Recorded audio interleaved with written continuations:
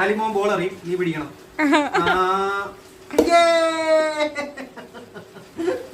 ആലി, നമുക്ക് അവന്റെ stump തെറിപ്പിക്കണം.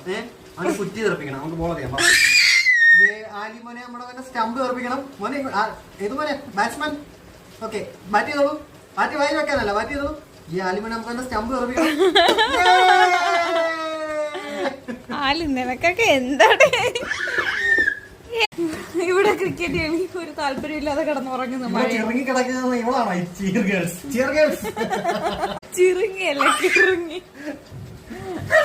Hey cheer girl, cheer girl.